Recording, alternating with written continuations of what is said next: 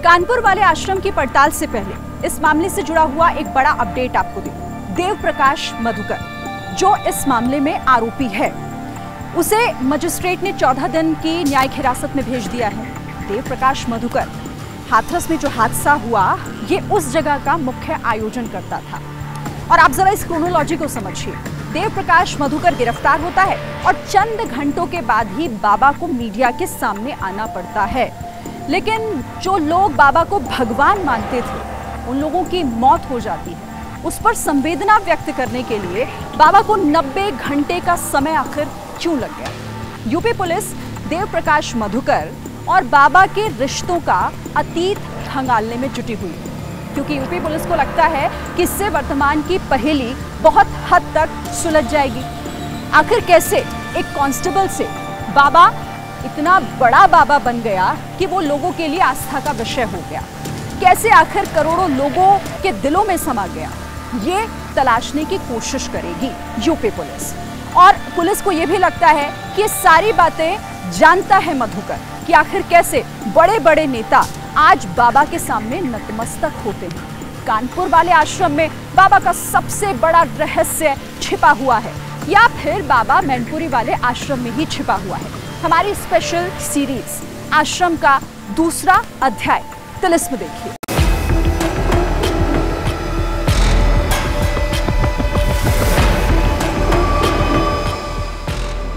कानपुर के बिधनू इलाके में एक गांव है करसुई। एबीपी न्यूज रिपोर्टर को पता चला कि इस आश्रम के बाहर सुबह से कुछ हलचल देखी गई है।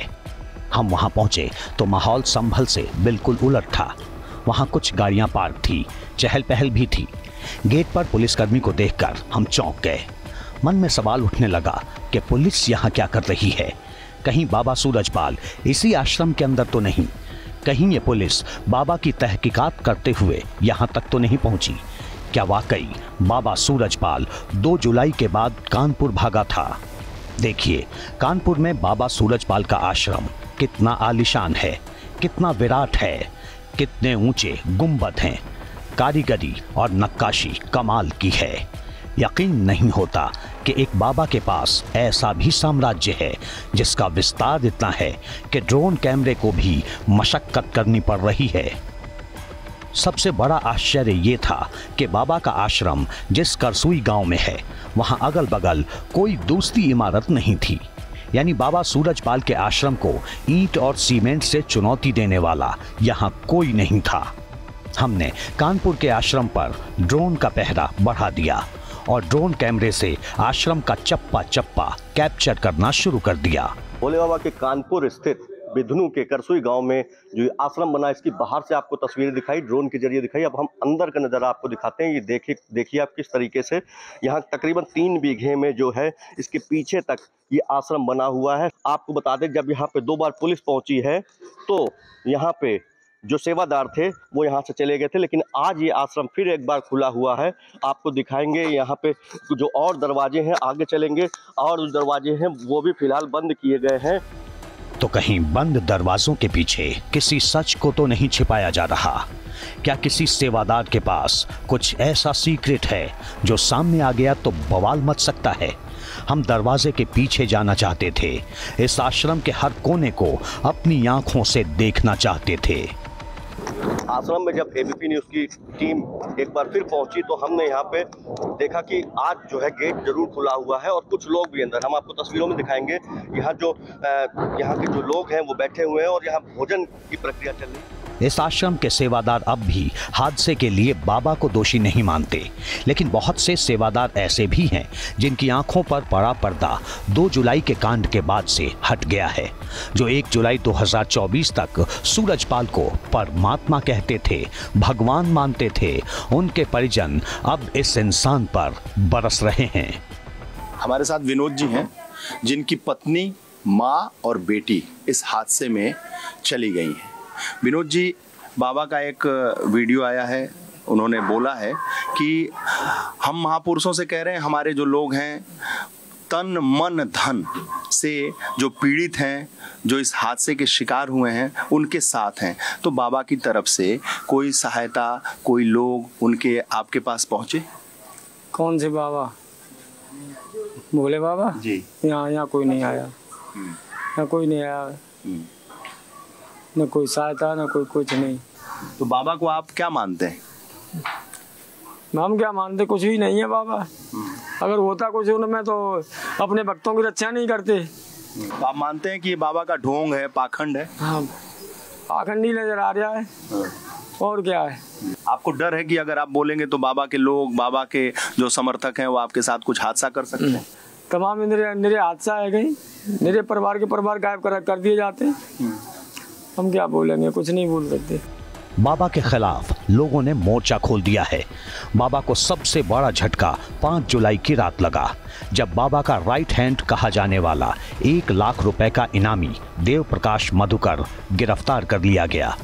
14 दिन तक मधुकर रोज बाबा के राज से पर्दा उठाएगा, बाबा और बाबा के आश्रम से जुड़ी कई मिस्ट्री डिकोड करेगा। मधुकर की गिरफ्तारी के बाद अचानक बाबा भी प्रकट हो गए और भगदड़ के 90 घंटे बाद मारे गए लोगों के प्रति कुछ यूं अपनी संवेदना जताई। 2 जुलाई की घटना के बाद बहुत ही व्यथित हैं। प्रभु हमें बस संगत को इस दुख की घड़ी से उबरने की शक्ति दें। सभी शासन एवं प्रशासन पर भरोसा बनाए रखें। हमें विश्वास है जो भी उपद्रवकारी हैं वो बख्शे नहीं जाएंगे। दावा किया जा रहा है कि बाबा सूरजपाल ने मीडिया को ये बयान मैनपुरी से दिया है। मैनपुरी हाथरस से ज्यादा दूर नहीं है, तो क्या बाबा भगदड़ कांड के बाद सीधे मैनपुरी भागा? क्या बाबा अभी भी मैनपुरी के आश्रम में छिपा है? इन सवालों का जवाब हम भी जानना चाहते थे। मैनपुरी में बाबा का आश्रम तो है, ये भी पक्की खबर है कि बाबा मैनपुरी के आश्रम में जाता रहा है। तो क्या ड्रोन कैमरे में बाबा कैप्चर हुआ? ये मैनपुरी के आश्रम की ड्रोन फुटेज है। मैनपुरी का ये आश्रम 21 बीघे में फैला है। बाबा के कुछ सेवादारों का मानना है कि इसी आश्रम में सूरजपाल अपने अनुयायियों के साथ मौजूद है। खबर ये भी है कि पुलिस ने आश्रम के पास घेरा बना लिया है। बड़े एक्शन की तैयारी है और किसी भी वक्त 2 जुलाई कांड वाले इस बाबा के बारे में ब्रेकिंग न्यूज आ सकती है। जैसे ही घड़ी का काटा दोपहर 2:30 पे आए, बबीता जी का दिल सास बहू साजिश के लिए मचल जाए। और ये है इनकी बहू, पूरे दिन ऑफिस की टेंशन हो जाए गॉन जब ये करें अपना फेवरेट शो फ्री टाइम पे ऑन। इनकी तरह आप भी देखें अपना फेवरेट शो अपने टाइम पर और डाउनलोड कीजिए एबीपी लाइव ऐप अपने स्मार्ट टीवी पर।